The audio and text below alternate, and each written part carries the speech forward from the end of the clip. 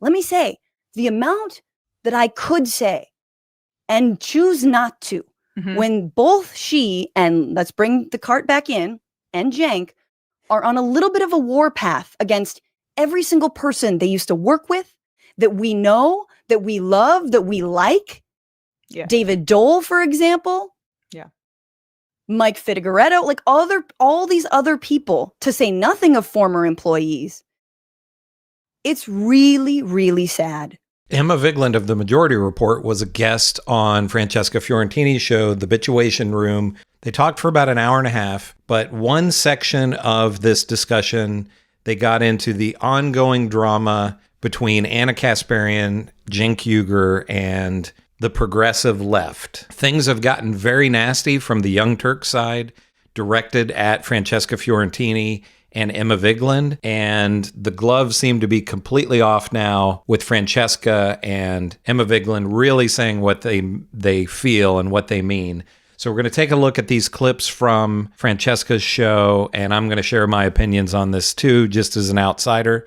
Let's check this out together. Because this last week, I decided to make some content. And, one of my viewers reminded me that, Cenk Uygur on my show when we debated, said that I was crazy for saying that, there would be camps created to house undocumented people. And then, of course, the Guantanamo news is announced. So I made this little slice. You want to have a beer with people who want to put people in mass deportation camps. They want to deport. You think we're going to get put in camps? You sound all right.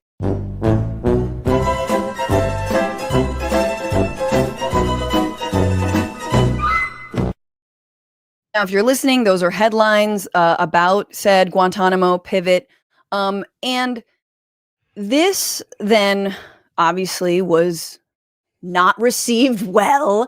But of course, look, we do things on the internet. I'm sure there are people, Emma, who are mad at you and are like, see, because you felt confident that Kamala Harris would win. We make predictions, we say things, and because this is what we do, we often get proven it wrong, and we need to be able to take that kind of criticism. And in my opinion, especially about something so consequential, like the treatment of 30,000 people who have literally done nothing wrong other than live in this country without papers. So that's why I made that. Yeah. Right. Well, I mean, you're trying to make a living on the internet, and we have to use social media, and I don't. And once again, I am a multimillionaire, so I just want to, name that. Richies. And that obviously didn't sit well. Cenk actually kind of took it on the chin. He just said it was out of context. It was not out of context. Everyone can go back and look. He said that I was talking about Chinese Americans. I actually never mentioned Chinese Americans until after. I didn't even say Americans. I just mentioned Chinese people because undocumented Chinese people are a target of this administration. The point is this. I want to separate from here on off. Let's detach the Cenk cart. Let's just bye-bye. And let's talk about Anna. Anna Kasparian, again, a co-host at TYT, got very mad and said that I am attacking Cenk and sort of, stood up for the we over there last week. Francesca Fiorentini is currently attacking you about this as if Donald Trump is unique. He's novel compared to past presidents, certainly a special kind of evil that we've never seen before. In her mind, these are the gulags that she was warning about. But also never said gulags. A special kind of evil, never said that. But in fact, this has been a long-standing practice. You can be against that practice, but Donald Trump isn't doing anything new here. Yeah, so I'm going to address it. I think that the clip that Francesca's using is misleading and totally out of context, but that's okay. But I know that— No, it's not okay. No, it's not okay. That dishonesty is not okay. Get me, get me. Go ahead. I hear you, I hear you. I don't mean to but she's getting the likes that she wants, right? Otherwise, I mean, who would pay attention to anything she's doing? Let's go. Go, girl. Let's go, Regina. Anyway, continue, Cenk. Yeah. Nobody would ever pay attention to anything I'm doing. This is true.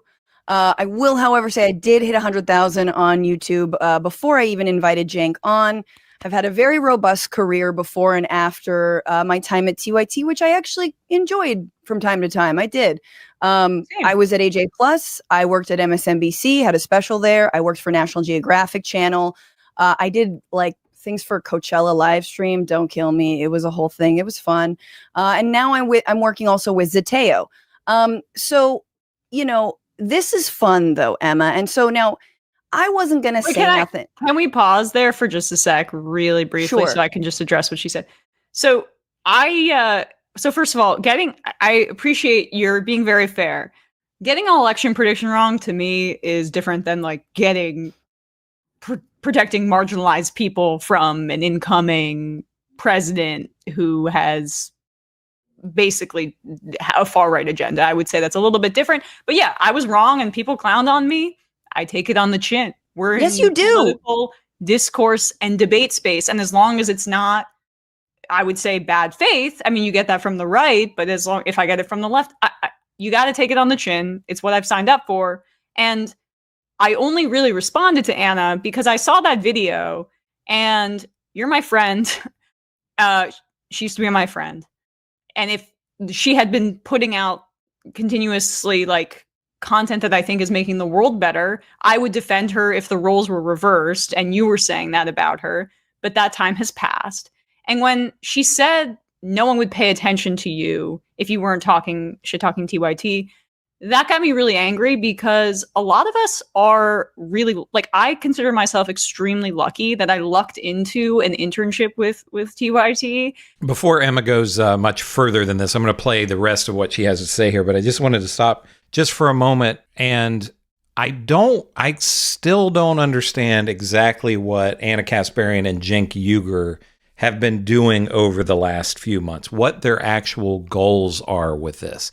I mean, everybody says that they're grifters and they're going to the right and everything, but I don't really understand people have talked about that their views are falling off. They have 6 million subscribers or something like that. So I don't know why they even engage on Twitter and these other platforms with these other people that are critical of them. I mean, they have subscribers. Just make content that appeals to those subscribers.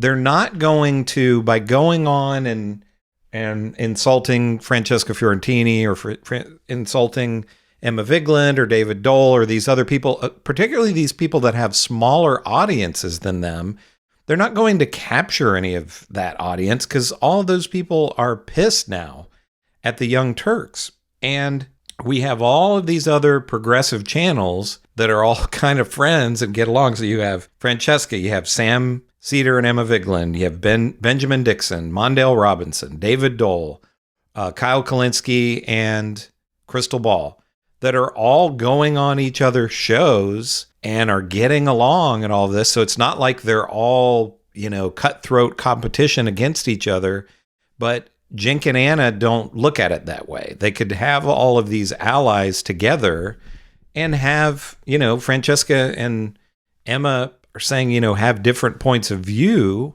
and all of that, but they seem to be unwilling to do that. I don't know if they think attacking these other progressives will help them gain more of a right-wing audience. The right-wingers don't like them. All they like is when they bash Democrats. And over the years, the Young Turks have done a lot of bashing of Democrats that has been justified. Their thing has always been, they're going to attack Republican or Democrat if they think they're corrupt. But that's all that the Republicans and MAGA want for them is to see them trash Joe Biden or Kamala Harris or whatever.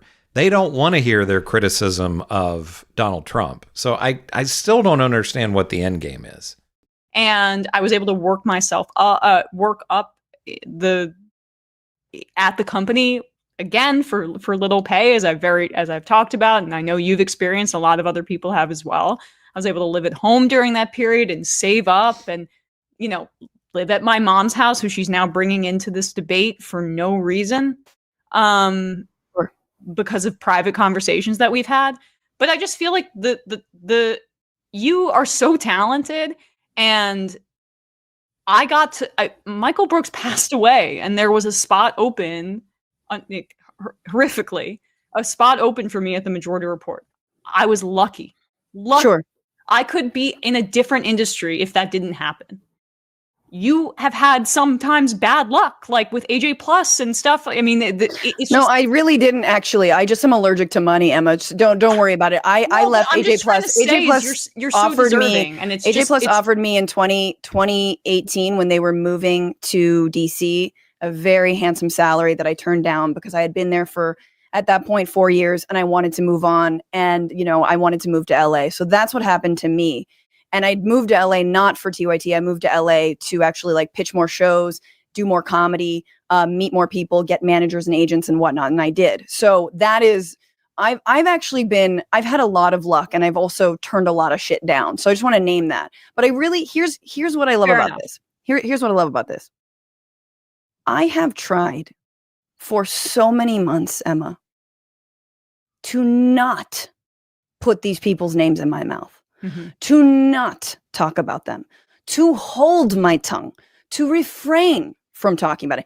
And as someone who also watches the Majority Report, I actually know you and Sam have taken also great lengths, but that the broader left audiences on platforms like YouTube and elsewhere are distraught. They are upset. They see the coverage of crime and homelessness and blaming fires on, some unhoused guy that totally turned out to be false, and the Aurora, Colorado, gang takeover, and the DEI when talking about the FAA and the crash recently, on and on and on to the cozying up to Trump. And they are upset and they are livid. And so what I decided to do was to talk to Cenk. And to be full disclosure, Anna also agreed to talk to me. However, she had a family emergency. And I said, dude, you take care of that. Do not come on my show. I wish you the best. Good luck with that. And that week she went on Glenn Beck's show. So anyway, be that as it may, I don't think I'm going to be getting her back on the show. But the reason I just want to thank you because you cut strays for me, speaking of making it super personal. But I just want to say, Emma, none of this is personal with TYT. None of it is.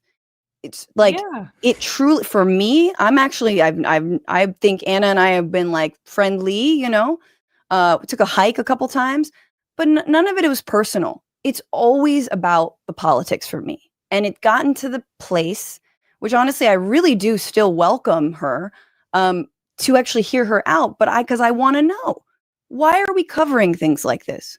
Why are we talking about things like this? Why are we focusing on these small granules that miss the forest for the trees? Is it because ultimately you've never been a progressive? Is it because ultimately you are kind of a centrist? That you might be left on certain issues like corruption or, capitalism and whatnot. Although, Cenk, TBD on union rights. But that ultimately, when it comes to things like unhoused people, crime, you believe the right-wing narrative. When it comes to undocumented people, you believe that you should plaster the face of an undocumented mentally ill man who was falsely accused of starting a fire, the Kenneth fire, which was not the Palisades fire or the Eaton fire, in the middle of this wildfire. You believe in plastering that person's face on your Chiron, and when he has not been charged, and blame homeless people like crazy ass Mel Gibson. That is a political disagreement. Right. This is not personal, and it sure as shit is not about clicks, because let me say, the amount that I could say and choose not to, when both she and, let's bring the cart back in, and Cenk are on a little bit of a war path against every single person they used to work with, that we know, that we love, that we like. Yeah. David Dole, for example. Yeah. Mike Figueredo, like all these other people, to say nothing of former employees. It's really, really sad. Yeah. I mean, there's a lot to chew on there. I will even say we tried to avoid it as well. I mean, we clip everything. Perhaps they were upset about the fact that it was clipped when we had an IM or a call in. But, at the end of the day, as I was saying, they're adults. We're in the political debate and discourse space, and you've got to be able to take the heat and have the better argument. And based on their view counts, it doesn't seem like people think that they have the better argument anymore. So they choose to go after people on Twitter for engagement. And as you say, I, of course, could use information that I know from my personal relationship with Anna and friendship, where we would have many calls and conversations. I could have chosen to use that stuff against her. I chose not to. She doesn't seem to have those scruples, but she distorted things about my life. The fact that my parents were lawyers and I grew up with some privilege, to make a claim that I don't have to work for a living. I'm going to stop here because Emma goes into kind of a lengthy thing about her upbringing and all of that. If you want to hear all of it, go to the Bitchuation Room YouTube channel and watch the whole thing. If you're not a subscriber to Francesca's channel, like she said, she recently passed 100,000. She needs to have a much bigger audience. I mean, I think she does great stuff. And the same thing with Emma Vigeland with Sam Cedar in the Majority Report. They have a couple million subscribers now. But I think when Francesca says it's not personal, I think for her, I mean, you know, she's speaking for herself. It seems to be personal for Anna Kasparian and Cenk Uygur, because they're going after all these people. Like they said there, you know, all these different people that they're friends with or friendly with. On the progressive side, they seem to be going after. And Emma Vigeland talks about the engagement on Twitter, but again, what does that really gain them? You're not going to gain any left people. Any right people maybe that they would gain, that would be like, oh yeah, you know, Cenk and Anna, they're going after these liberals. Well, then when they go and see their other videos where they're talking about Trump, those people aren't going to stick around. So I still just don't understand what the logic is here. But I think it's interesting to really get this perspective from Francesca Fiorentini and Emma Vigeland. I mean, it looks like her relationship now is done with TYT. I mean, she says later on that she's still going to go on with John Ideological, but you know, they're losing all these good people. I mean, they lost Emma years ago, but Francesca Fiorentini, you know, if she is completely done with TYT, that's a big, big loss in my opinion. And they lost Mondale Robinson. You know, they had Ben Dixon at one time. So it just seems like things are falling apart over there. And could they really make an entire rightward shift to where they're just a right-wing channel? I don't know. But let me know what you think in the comments about all of this, whose side you're on here. Make sure to give me a like and subscribe. I'm trying to get to that 100,000 subscriber mark myself, so I appreciate everybody who watches and has subscribed. This is Chris on Culture, and I will see you in the next video.